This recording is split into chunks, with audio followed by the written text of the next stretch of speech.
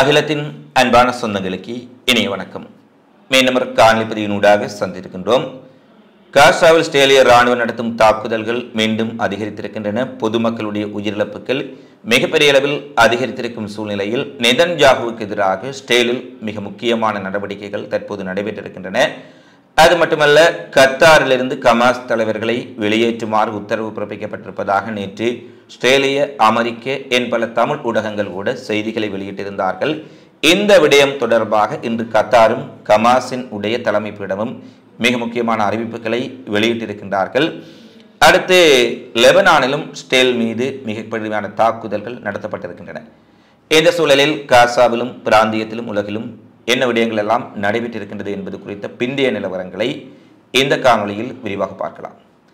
காசாவில் இன்று காலை முதல் இஸ்ரேல் ராணுவம் மேற்கொண்டிருக்கும் தாக்குதல்களில் குறிப்பாக வடக்கு காசா ஜபாலியா அகதி முகாம் பகுதிகள் மீது வான்வழி தாக்குதல், பீரங்கி தாக்குதல் அல்லது ஷெல் வீச்சுகளில் சிக்கி 32 பொதுமக்கள் கொல்லப்பட்டிருக்கின்றார்கள். 12 பெண்கள், குழந்தைகள் உட்பட இந்த மரணங்கள் ஏற்பட்டிருப்பதாக மருத்துவமனை வட்டாரங்கள் தெரிவித்திருக்கின்றன. குறிப்பாக இடம்பெயர்ந்த மக்கள் தங்கியிருக்கக்கூடிய பாடசாலைகள், இடம்பெயர்ந்து மக்கள் தங்கியிருக்கக்கூடிய கூடாரங்களை இலக்கு வைத்து இஸ்ரேல் நடத்திய இந்த கொடூரமான தாக்குதலில் 32 பேர் கொல்லப்பட்டிருப்பதான செய்திகள் தற்போது வெளியாக இருக்கின்றன.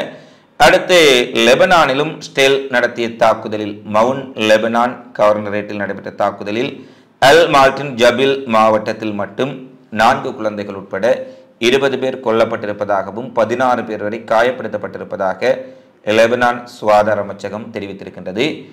ஒருபுறத்தில் ஹமாஸ், ஹிஸ்புல்லாவுடன் தாங்கள் போரிடுவதாக இஸ்ரேல் தெரிவித்தாலும் கூட, காசாவிலும் சரி லெபனானிலும் சரி இஸ்ரேல் நடத்தும் தாக்குதலில் அப்பாவி பாலஸ்தீனர்களும் அப்பாவி லெபனான் மக்களும் தொடர்ச்சியாக கொண்டு குவிக்கப்பட்டு வருவதை பார்க்கக்கூடியதாக இருக்கின்றது. இந்த சூழ்நிலையில் இஸ்ரேலுக்கு எதிரான சர்வதேச குற்றவியல் நீதிமன்றத்தின் உடைய விசாரணைகள் விரைவுபடுத்தப்பட வேண்டும், அது தொடர்பான தீர்க்கமான முடிவுகள் எடுக்கப்பட வேண்டும் என பல நாடுகள், பிரேசில், தென்னாப்பிரிக்கா, சிலி, பல நாடுகள் மீண்டும் சர்வதேச குற்றவியல் நீதிமன்றத்தை வலியுறுத்தி இருக்கின்றார்கள்.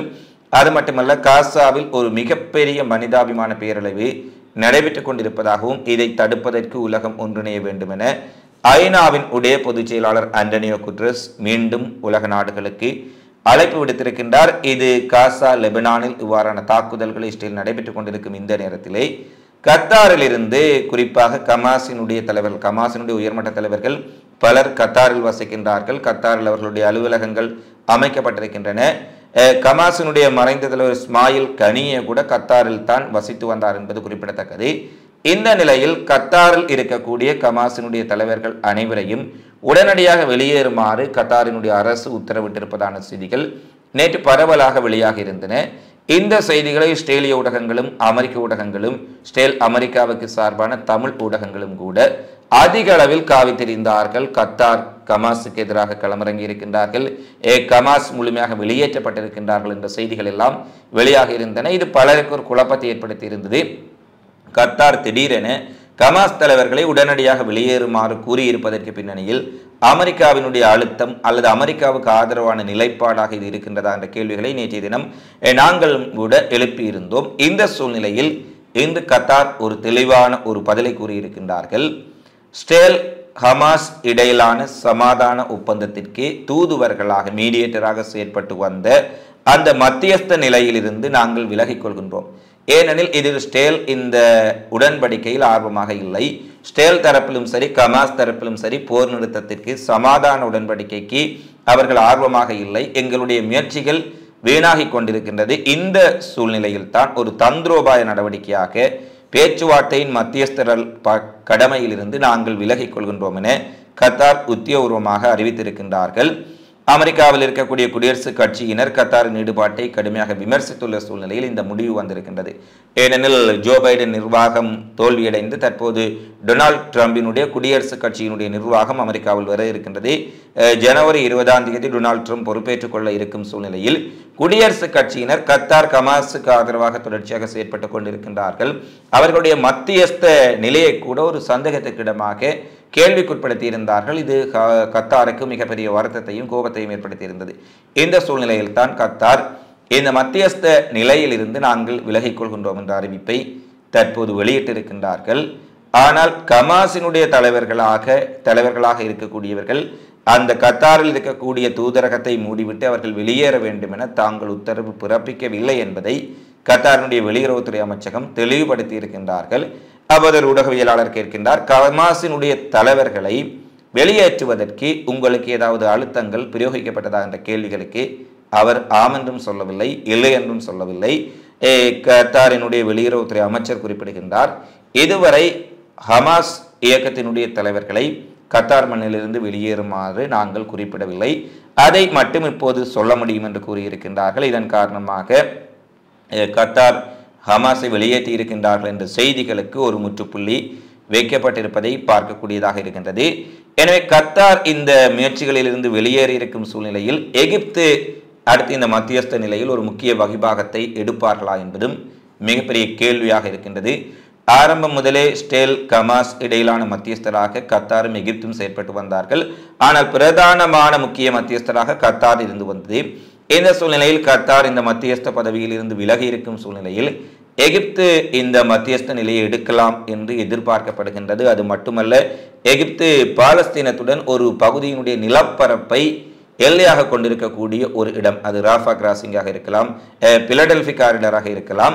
நிலப்பரப்பினூடாக காசாவும் பாலஸ்தீனமும் எகிப்தும் இணைக்கப்பட்டிருப்பதால் அவர்களுக்கு இடையிலான தொடர்புகள் அந்யோன்யத்தன்மை அதிகமாக இருக்கின்ற காரணத்தினால் நிச்சயமாக எகிப்து இந்த இடத்தில் ஒரு மத்தியஸ்தராக மாறுவதற்குரிய வாய்ப்புகள் இருக்கின்றன என்ற செய்திகளும் தற்போது வெளியாக இருக்கின்றன. எனவே கத்தாருக்கு அடுத்தபடியாக எகிப்து இந்த பணைய கைதிகள் விடுதலையாக இருக்கலாம், காசாவில் ஒரு போர் நிறுத்த ஒப்பந்தம் கொண்டு வரப்படுவதாக இருக்கலாம். இதை எவ்வாறு கையாளப் போகின்றார்கள், இதை எவ்வாறு அவர்கள் நடைமுறைப்படுத்தப் போகின்றார்கள் என்பதை பொறுத்திருந்துதான் பார்க்க வேண்டும். இருந்தாலும் எகிப்து தங்களுடைய மத்தியஸ்த நிலை தொடரும் என்பதை ஹைரோவினுடைய உயர் வட்டாரங்களும் உறுதிப்படுத்தி இருக்கின்றார்கள். அது எவ்வாறு செல்லப் போகின்றது என்பதை நாங்கள் தொடர்ச்சியாக அவதானிக்கலாம். அடுத்து கத்தார் இந்த பணைய கைதிகள் விடுதலை போர் நிறுத்த ஒப்பந்தத்திலிருந்து விலகி இருக்கும் சூழ்நிலையில் பணைய கைதிகளின் விடுதலைக்காக இஸ்ரேலில் போராடி கொண்டிருக்கும் அவர்களுடைய உறவினர்களின் போராட்டம் மீண்டும் தீவிரம் பெற்றிருக்கின்றது.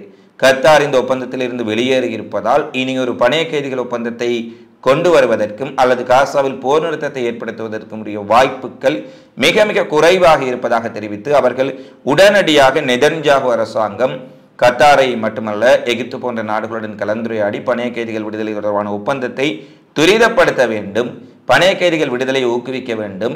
நெதன்யாகுவுக்கு பணைய கைதிகளின் விடுதலையை துளி அக்கறையும் கிடையாது, நெதன்யாகு உடனடியாக பதவி விலக வேண்டும், முன்கூட்டிய தேர்தல் வைக்கப்பட வேண்டும் என தெரிவித்து அங்கு ஒரு மிகப்பெரிய அளவிலான போராட்டங்கள் நடைபெற்றிருக்கின்றன என்ற செய்திகளும் தற்போது வெளியாக இருக்கின்றன.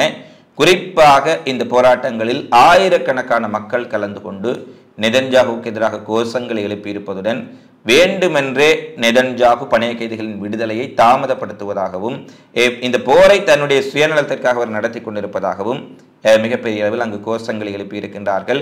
பணைய கைதிகள் விடுதலை தொடர்பான ஒரு போராட்டம் அங்கு மக்கள் மத்தியில் தீவிரம் பெற்றிருக்கும் சூழ்நிலையில் நெதன்யாகுவுக்கு இன்னும் ஒரு புதிய நெருக்கடி இஸ்ரேல் அரசாங்கத்துக்குள் ஏற்பட்டிருக்கின்றது. குறிப்பாக அக்டோபர் 7 மோதல், அதன் பின்னர் காசாவில் ஹமாஸ் இயக்கத்துக்கு எதிரான மோதலில் நெதன்யாகு அது சார்ந்த தரவுகளை பதிவுகளை மாற்றி அமைத்திருப்பதாக, உண்மை தகவல்களை மறைப்பதற்காக புதிய பல தகவல்கள் அரச கோப்புகளில் சேர்க்கப்பட்டிருப்பதாக வெளியான குற்றச்சாட்டுகளுக்கு நெதன்யாகு பதிலளிக்க வேண்டும் என கூறி போர் அமைச்சரவை ஸ்டேலின் உடைய சட்டம் இயற்றுபவர்கள் விசாரணை நடத்தப்பட வேண்டும் என்ற அவசர கோரிக்கையை விடுத்திருக்கின்றார்கள். சில போர்க்கால முடிவுகளை மறைக்க நெதன்யாகு டிரான்ஸ்கிரிப்டுகளை மாற்றியமைத்ததாகவும் அரசு கோப்புகளை பாதுகாப்பு அமைச்சினுடைய சில முக்கியமான தகவல் பெட்டகங்களை கூட அவர் மாற்றியமைத்திருக்கின்றார். இது ஒரு அரசினுடைய நம்பகத்தன்மையை வெளிப்படைத்தன்மை குறித்து மிகப்பெரிய கவலைகளை எழுப்புவதாக இஸ்ரேலிய சட்ட இயற்றுபவர்கள் இஸ்ரேலினுடைய பாராளுமன்றத்தில் இருக்கக்கூடிய போர் அமைச்சரவை உறுப்பினர்கள் மிகப்பெரிய போர்க்கொடி எழுப்பியிருப்பதுடன் இது குறித்து நெதன்யாகு விசாரணை செய்யப்பட வேண்டும், குற்றவியல் விசாரணை நெதன்யாகு மீது நடத்தப்பட வேண்டும் என்ற கோரிக்கைகள் நெதன்யாகுவுக்கு புதிய சிக்கலை ஏற்படுத்தி இருக்கின்றது. ஏற்கனவே சர்வதேச குற்றவியல் நீதிமன்றத்தில் நெதன்யாகுவுக்கு எதிராக தென்னாப்பிரிக்கர்கள் வழக்கை தாக்கல் செய்திருக்கின்றார்கள். இந்த வழக்கில் பிரேசில், சிலி, துருக்கி போன்ற நாடுகளும் அதற்கு ஆதரவாக ஆஜராகி இருக்கின்றார்கள். இந்த சூழ்நிலையில் தான் சர்வதேச குற்றவியல் நீதிமன்றத்தில் அவர் மீது குற்றவியல் வழக்கு நடைபெற்றுக் கொண்டிருக்கும் சம நேரத்திலே நாட்டுக்குள்ளே ஸ்டேலுக்குள்ளேயே அவர் மீது ஒரு குற்றவியல் வழக்கை விசாரணைக்கு எடுக்க வேண்டும் என்ற கோரிக்கைகள் நெதன்யாகுவுக்கு நிச்சயமாக மிகப்பெரிய நெருக்கடி ஏற்படுத்தும் என்பதில் எந்த மாற்று கருத்தும் இல்லை. அடுத்து இஸ்ரேலுக்கு ஆயுதங்கள் மற்றும் வெடிமருந்துகளை ஏற்றி சென்ற அமெரிக்க சரக்கு கப்பல்கள் தங்களுடைய எல்லையில் கடல் எல்லையில் நிறுத்துவதற்கு அனுமதிக்க மாட்டோம் என ஸ்பெயின் நேற்று தெரிவித்திருந்தார்கள். இது தொடர்பான செய்திகளை நாங்கள் வெளியிட்டிருந்தோம். இந்த நிலையில் வெள்ளை மாளிகையினுடைய உத்தரவுக்கமைய ஸ்பெயின் அரசாங்கத்துடன் அமெரிக்காவின் உடைய கடற்படை அல்லது கப்பல் போக்குவரத்து துறை அமைச்சகம் நேரடியாக தொடர்பு கொண்டு இஸ்ரேலுக்கு செல்ல இருந்த கப்பல்களை நிறுத்துவதற்கு அனுமதி கோரியிருந்த போதும் ஸ்பெயின் உறுதியாக இஸ்ரேலுக்கு ஆயுதங்கள், வெடிமருந்துகள், இராணுவ தளவாடங்கள் கொண்டு செல்லக்கூடிய எந்த கப்பலையும் எங்களுடைய கடற்பரப்புகளில் நிறுத்துவதற்கு அனுமதி கிடையாது என்பதை திட்ட தெளிவாக அமெரிக்காவுக்கு தெரிவித்து ஸ்பெயின் ஒரு அதிர்ச்சி ஏற்படுத்தி இருக்கின்றார்கள். ஸ்பெயின் ஒரு நேட்டோ நாடு, ஒரு இஸ்லாமியர்கள் அல்லாத நாடு இவ்வாறு முடிவெடுத்திருக்க இந்த கப்பலை நிறுத்துவதற்கு ஸ்பெயின் அனுமதி மறுத்திருப்பதால் மொராக்கோ அனுமதி வழங்கியிருப்பதான செய்திகள் பெரும் அதிர்ச்சி ஏற்படுத்தியிருக்கின்றன.